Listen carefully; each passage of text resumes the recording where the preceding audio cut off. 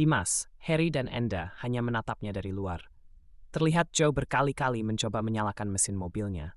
Namun mesin mobil itu nampak tidak mau menyala. Joe kemudian turun dari mobilnya. "Hah, parah nih mobil," cetus Joe kesal. "Coba kita dorong dulu, Joe. Siapa tahu nanti bisa hidup mesinnya," ucap Dimas menyarankan. "Iya bener, Dim. Ya sudah, elu semua dorong ya," sahut Joe kembali masuk ke dalam mobilnya. Kemudian Dimas, Harry dan Enda pun mendorong mobil itu, dan Joe mencoba menghidupkan kembali mesin mobilnya. Tidak lama kemudian, mesin mobil itu pun menyala. Harry dan Enda bergegas untuk masuk ke dalam mobil. Dimas pun nampak lari ke arah mobilnya. Setelah itu, kedua mobil pun kembali melaju di jalanan yang membelah hutan. Pohon-pohon besar nampak berdiri kokoh di pinggir jalan itu. Jalanan itu nampak sepi, dan hanya sesekali terlihat kendaraan yang melintas berpapasan dengan mereka. Dikendarai Joe ada di depannya. Yenny dan Siska yang semua tertidur pun kini telah bangun dari tidurnya. "Tadi kenapa, Kak? Pakai berhenti di jalan?" tanya Yenny heran. "Itu, mesin mobilnya tiba-tiba mati," jawab Dimas dengan pandangan fokus ke depan. "Kok bisa gitu? Udah berhentinya di hutan lagi?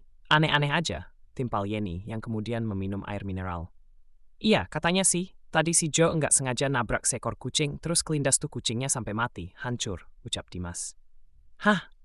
Tapi sudah dikuburkan, Kak?" tanya Siska penasaran. "Katanya sih enggak, susah memang si Joe itu orangnya, padahal udah dikasih tahu sama si Harry. Tapi ya gitu," jawab Dimas menjelaskan. "Ya ampun, padahal ya, Kak. Menurut berita yang saya dengar, kalau kita nabrak kucing sampai mati itu, kita harus menguburkannya. Karena banyak yang bilang, jika tidak begitu nantinya akan nemu sial atau orang bilangnya si apes. Nakut-nakutin. Sudah mudah-mudah saja tidak ada apa-apalah," ucap Yenny seakan ketakutan. "Ya sudah, semoga saja kita selamat sampai tujuan. Berdoa saja yang baik-baik," sahut Dimas dari depan. "Iya, Kak." Itu, kok berhenti lagi sih?" ucap Yenny sambil menunjuk. Mobil yang dikendarai Joe tiba-tiba berhenti kembali dengan mesin yang lagi-lagi mati mendadak. Dimas menghentikan mobilnya di dekat mobil Joe, kemudian turun menghampiri mereka. "Kenapa lagi, Joe? Mati lagi?" tanya Dimas kembali heran. "Tahu nih mobil, ngajak berantem kali. Mati-mati terus," jawab Joe kesal. "Ya sudah, kita dorong lagi aja," ucap Dimas menyarankan. Kemudian Dimas, Harry dan Enda kembali mendorong mobil itu. Yenny dan Siska yang berada di dalam mobil. Ketika tengah memperhatikan Dimas dan kedua temannya mendorong mobil itu, secara tidak sengaja melihat di atas mobil itu nampak sosok putih dengan rambut panjang duduk di atas mobil itu. Sontak saja Yenny dan Siska teriak ketakutan. "Halaman 7. Ah!" teriak Yenny yang langsung menutup wajahnya. "Jangan teriak, Yen. Diam saja diam," pinta Siska dengan nada pelan. Hal itu tidak dilihat oleh Dimas dan kedua temannya yang tengah mendorong mobil itu. Dan teriakan Yenny yang kencang pun tidak didengar oleh mereka. Selang beberapa saat, mesin mobil itu kembali nyala. Dimas pun bergegas kembali masuk ke dalam mobilnya dan terus menginjak pedal gas. Namun Dimas heran dengan Yenny dan Siska yang terlihat ketakutan. "Kalian kenapa?" tanya Dimas. "Heran. Kak, tadi di atas mobil itu ada yang duduk," jawab Yenny dengan nada ketakutan. "Ada yang duduk? Enggak ada, itu kamu lihat coba, enggak ada siapa-siapa. Mungkin itu cuma halusinasi kamu aja, Dek," ucap Dimas mencoba menenangkan. "Serius, Kak. Tadi aku sama Siska lihat ada sosok putih, rambutnya panjang lagi duduk di atas mobil itu, tapi nggak kelihatan mukanya. Aku takut, Kak." Yenny nampak benar-benar ketakutan. Sudah, Yen. Minum dulu, minum nih," ucap Siska mencoba menenangkan. Dimas mulai merasa ada yang janggal dengan apa yang terjadi selama melintasi jalur itu. "Ya sudah, kamu tenangin diri dulu, Dek. Jangan mikir yang tidak-tidak. Dan terus saja berdoa yang baik-baik," pinta Dimas, yang sebenarnya sudah mulai mengerti. Di depan Joe masih terlihat kesal dengan keadaan mesin mobilnya. Sementara Harry dan Enda sudah berpikiran yang terjadi saat ini, bukan semata-mata karena mesin mobil. Akan tetapi memang diganggu oleh makhluk halus setempat. "Hah, dasar mobil tua. Ini lagi hutan kok panjang bener. Dari tadi perasaan gak nyampe-nyampe pemukiman warga," cetus Joe nampak kesal. "Iya, ya, Joy. Gue juga ngerasain gitu. Kita berasa jalan itu di sini-sini aja padahal udah hampir 2 jam lo ini," sahut Harry merasa janggal. "Apa kita salah jalan atau kita lagi dijailin sama penghuni hutan ini?" sahut Enda berprasangka. Bro, lu berdua jangan selalu nyangkutin kejadian ini sama hal-hal begitu. Ini jalannya aja yang panjang. Orang gua juga baru kali ini melintas di jalan ini kok," ucap Joe dari depan. suara perempuan tertawa. Harry dan Enda sontak kaget mendengar itu. Namun hal itu tidak didengar oleh Joe yang tengah fokus menyetir mobilnya. "Joe, ini gila. Lu denger nggak suara apaan tadi?" tanya Harry ketakutan. "Suara apaan? Wah, lu berdua udah mulai parno. Jelas-jelas nggak ada suara apa-apa, malah nanya begitu." "Aneh lu," jawab Joe dengan nada kesal. "Sumpah, Joy. Gua tadi dengar ada suara perempuan tertawa," ucap Harry menjelaskan. "Iya, Joy. Gua juga dengar dan suaranya itu jelas banget," sahut Enda. "Haha, itu karena lu berdua mikirinnya gitu-gitu terus.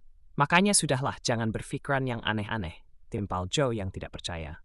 Sementara itu Dimas yang mengendarai mobilnya di belakang mobil Joe tidak melihat ada apa-apa dan tidak mendengar kejadian aneh. Namun Yenny dan Siska masih terlihat ketakutan. Karena mereka berdua mendengar suara perempuan yang tertawa. "Ih, aku takut, Kak. Tadi suara apa sih?" Yenny benar-benar ketakutan. "Suara? Enggak ada suara apa-apa, Dek. Kamu jangan berhalusinasi terus. Lebih baik kamu istirahat deh di bawah tidur," ucap Dimas menyarankan. "Kak Dimas enggak dengar apa, Kak?" tanya Siska heran. "Dengar apa? Enggak ada suara apa-apa kok, Sis. Lebih baik kalian berdua istirahat saja, biar tidak berpikiran yang aneh-aneh," jawab Dimas menenangkan. "Iya, Kak. Ya sudah, Yen. Kita bawa tidur aja yuk," ucap Siska kemudian mengajak Yenny untuk tidur. Tidak lama kemudian, Yenny dan Siska pun terlelap. Perjalanan terlihat normal, namun jalanan yang mereka lalau terlihat sepi tanpa ada kendaraan yang melintas. Hal itu pun dirasakan oleh Dimas. "Perasaan ini jalan sepi banget. Terus juga ini mobil jalan di sini-sini aja," ucapnya dalam hati yang merasakan hal aneh. "Hiiii." Suara tertawa kali ini terdengar jelas oleh Dimas. Sontak Dimas kaget mendengar hal itu. Jantungnya berdetak kencang. Dimas nampak mulai percaya ternyata apa yang ucapkan Yenny dan Siska itu benar. Dengan begitu, Dimas terus berdoa, berharap tidak diganggu dan bisa selamat sampai tujuan. Hal itu pun kembali didengar oleh Harry dan Enda, namun tidak dengan Joe yang tengah mendengarkan musik melalui headset. Harry dan Enda benar-benar sudah ketakutan karena suara itu terdengar berkali-kali. "Dah, lu dengar nggak tadi?" tanya Harry dengan suara pelan. "Iya, gua juga dengar kok. Menurut gua, ini ada hubungannya dengan kucing yang ditabrak tadi," jawab Enda berbisik. "Bisa jadi, Har. Jujur gua baru kali ini ngalamin perjalanan yang aneh, bro. Ini parah banget, dan lu ngerasa nggak kita itu seakan di sini-sini terus," ucap Harry. "Iya, Har. Masa iya sih jalan juga sepi? Enggak ada satu atau dua kendaraan yang lewat," timpal Enda nampak bingung. Ketika mereka berdua tengah membicarakan hal itu, suara tertawa itu terdengar kembali, dan bahkan semakin jelas terdengar di telinga mereka. Begitu juga dengan Dimas yang merasakan hal yang sama. Dimas nampak mencoba menenangkan diri, dan tidak sengaja melihat ke atas mobil yang dinaiki teman-temannya di depan. Dilihatnya di atas mobil itu, terlihat sosok kuntilanak yang tengah berdiri menghadap ke depan. Rambutnya nampak panjang. Dimas mencoba mengucek matanya untuk memastikan apa yang dilihatnya.